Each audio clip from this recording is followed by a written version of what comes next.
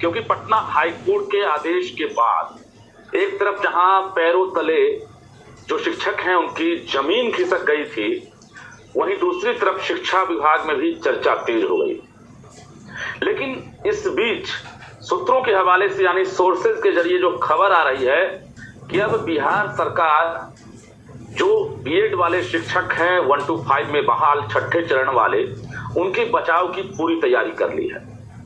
सबसे पहले हम ब्रेकिंग न्यूज ही दे रहे हैं आपको कि बिहार सरकार ने तैयारी कर ली है अपने महाधिवक्ता से राय विचार लेने के बाद कि बिहार सरकार यानी शिक्षा विभाग अब शिक्षकों के हित में सुप्रीम कोर्ट जाएगी। इनके बचाव के लिए सरकार हर संभव प्रयास करेगी, क्योंकि ये पॉलिसी मैटर था, किसी शिक्षकों के आपसी मुद्दे नहीं थे, बल्कि बिहार सरकार ने उस वक्त जो बहाली की प्रक्रिया थी उसके तहत आवेदन मांगा था। जो शिक्षक थे उन्होंने, जो अभ्यर्थी थे उन्होंने पूरी जो प्रक्रिया है, जो मापदंड है उसको फुलफिल किया था। नियोजन इकाई के जरिए इनकी बहाली हुई थी।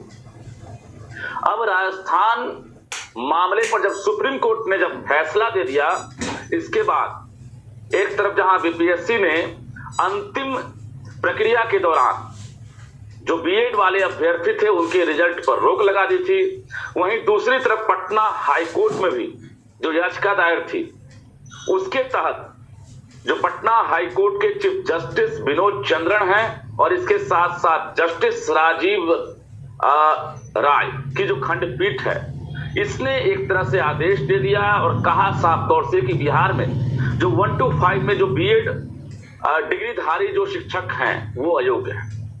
इसके लिए सिर्फ और सिर्फ डीएलएड अभ्यर्थी और डीएलएड शिक्षक ही योग्य माने जाएंगे। और इसके बाद पटना हाई कोर्ट के जस्टिस ने ये कह दिया कि राज्य सरकार को फिर से इन खाली सीटों पर जो है बहाली प्रक्रिया शुरू करनी चाहिए।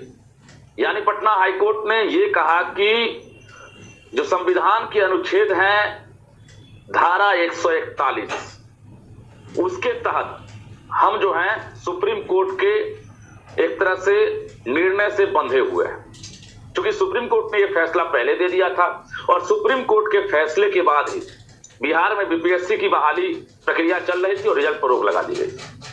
लेकिन सुप्रीम कोर्ट के फैसले के बाद जो बीपीएससी ने रोक लगाई उससे ये मामला थोड़ा भिन्न है, इसलिए कि ये जो बहाली प्रक्रिया है ये सुप्रीम कोर्ट और हाई कोर्ट के फैसले से पहले की है, क्योंकि उस वक्त ये कहीं से सामने नहीं आया था कि जो बीएड योग्यताधारी हैं, डिग्रीधारी हैं, वो अयोग्य माने जाएंगे प्राइमरी में यानी 1 to 5 स्कूल के लिए।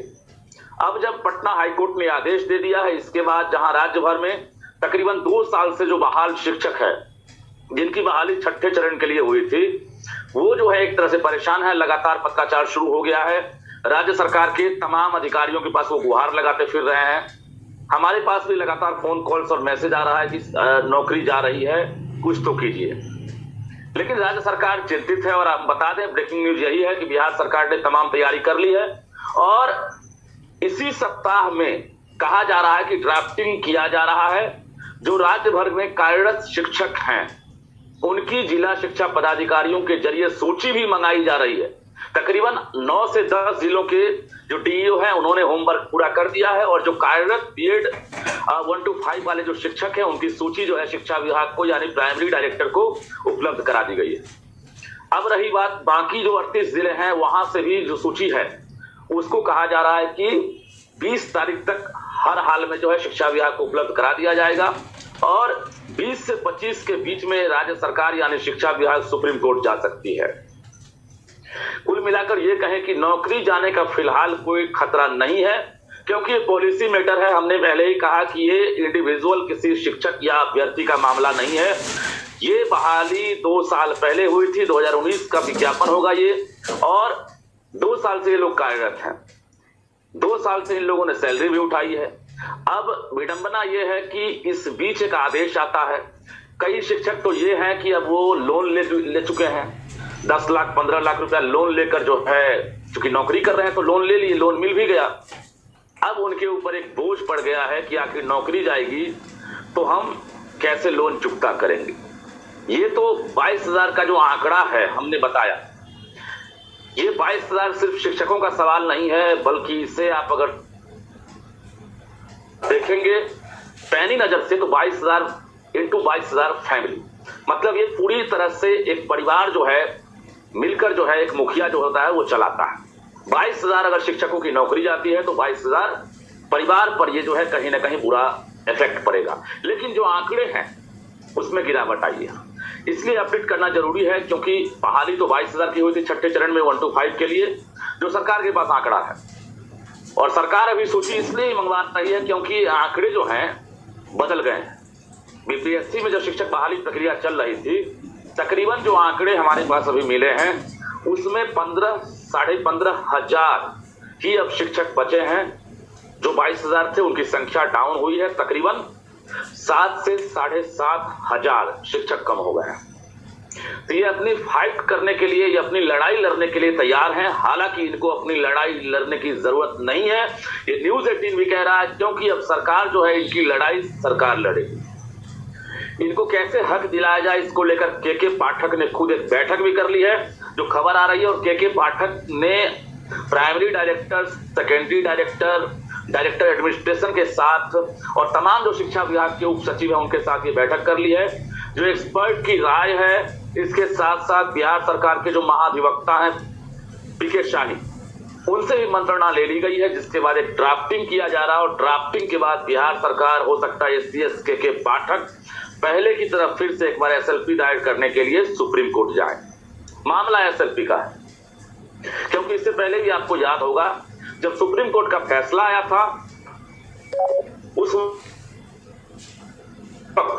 बिहार में बीपीएससी से बहाली प्रक्रिया चल रही थी, और एन वक्त पर जब रिजल्ट की बारी आई तब सुप्रीम कोर्ट ने कह दिया कि बीएड वाले जो हैं 1 to 5 में योग्य नहीं। ऐसे में बीपीएससी ने रिजल्ट पर रोक लगा दी। तब जाकर के पाठक जो SCS हैं वो दिल्ली चले गए, जिसको लेकर चर्चा चल रही थी कि पूरी बहाली रुक जाएगी, लेकिन ऐसा नहीं था। 1 to 5 में बीएड वाले को कैसे मंजूरी मिले, कैसे उनको हरी झंडी दिया जाए, इसको लेकर के पाठक जो SCS हैं वो सुप्रीम कोर्ट गए थे। हालांकि दाल नहीं गली, क्योंकि उस वक्त ये पूरे देश भर के लिए लागू था।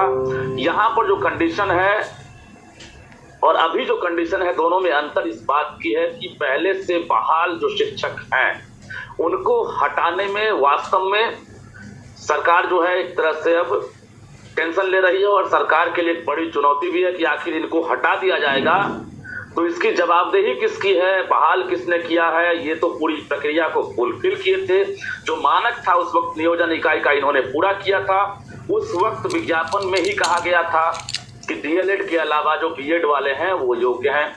अब अगर ये हटते हैं तो निश्चित रूप से सरकार भी कहीं ना कहीं कटघरे में खड़ी होगी। तो दोस्तों, आप लोगों ने स्पष्ट रूप से सुना, ये थे हमारे न्यूज़ 18 के वरिष्ठ पत्रकार और संवाददाता रजनीश कुमार जी, जिन्होंने कि स्पष्ट रूप से पूरी बातों को रखा और सारी बातें क्लियर की। नियोजित शिक्षकों के लिए सारी बातें बताई, पूरा मामला बताया क्या कुछ है। स्पष्ट रूप से इन्होंने जितने भी बातें बताई है वो बिल्कुल सही और स्पष्ट है। तो ऐसे में बहुत अच्छी खबर है अब कि जो भी हमारे भाई नियोजित शिक्षक हैं उनके लिए उनकी नौकरी नहीं जाएगी। सक्षमता अगर नहीं भी देते हैं तो भी भाई उनकी नौकरी बनी रहेगी, वो बेसिक शिक्षक बनेंगे और तमाम सुविधाएं जो हैं वो दी जाएंगी। फ़िलहाल इस वीडियो में इतना ही। धन्यवाद दोस्तों। जय हिंद, जय भारत।